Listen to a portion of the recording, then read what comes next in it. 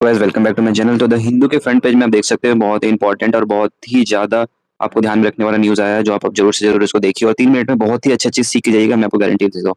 तो देखो हुआ क्या है ना, सुप्रीम कोर्ट ने एक वेटेज रखा है एक एसओपी के ऊपर, क्या स्टैंडिंग ऑपरेटिंग जो प्रोसीजर होता है, उसके ऊपर बात रखी है। तो ये बात देखो किस लिए रखी है, तो आप यहाँ पढ़ो। तो ये जो एसओपीज़ है ना, ये अलाउ क्या करेगा citizen to knock on door of the court any time, day और night in a case of affecting life and liberty. तो जो लाइफ और लिबर्टी का जो इफेक्ट मतलब क्या होता है ना, कि जैसे कि आपने सुना होगा, ये जो कोर्ट होता है ना हमारा, ये किसी किसी बहुत से टाइम में बंद होता है। जैसे कि आप इसमें समर वेकेशन होता है, इसमें विंटर वेकेशन होता है, या फिर किसी समय बंद है, इसमें कभी इसका सेशन नहीं चल रहा है। तो उस समय क्या होता है ना, लोग अपना बात सुप्रीम कोर्ट तक नहीं ले जा सकते। जैसे लाइफ एंड लिबर्टी का मान लो किसी के जान और एकदम बहुत क्रिटिकल केस है, तो उस वक्त वो डायरेक्ट कोर्ट के पास नहीं जा पाते हैं।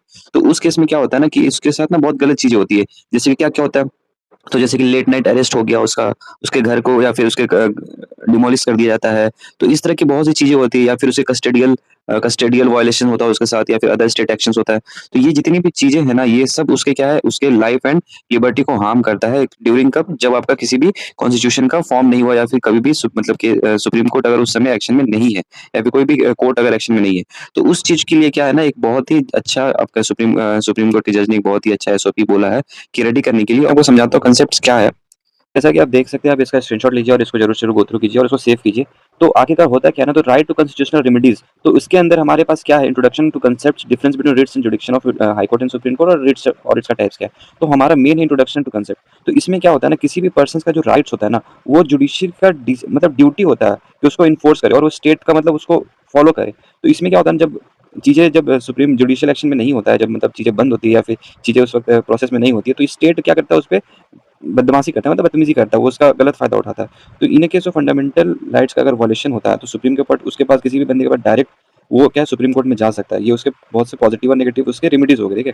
तो आर्टिकल 32(1) जो होता है ना, वो हमें प्रोवाइड करता है, राइट्स प्रोवाइड करता है individual to approach supreme court directly. हम डायरेक्टली सुप्रीम कोर्ट जा सकते हैं for the enforcement of fundamental rights, ठीक है?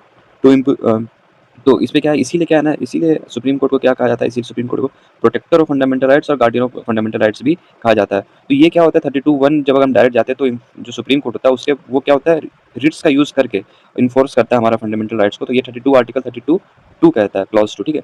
और इसी के चक्कर में अगर मान लीजिए it is said that the article 32 was make other fundamental rights, मतलब फंडामेंटल राइट्स को रियल, मीनिंगफुल और इन्फोर्सेबल बताता है। अगर आर्टिकल 32 अगर नहीं रहा, तो क्या है, इसका कोई मतलब नहीं। Fundamental rights is meaningful, worthless, useless, Toothless.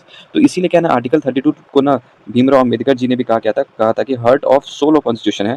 और ये क्या होता है, फंडामेंटल्स ऑफ फंडामेंटल राइट है, मतलब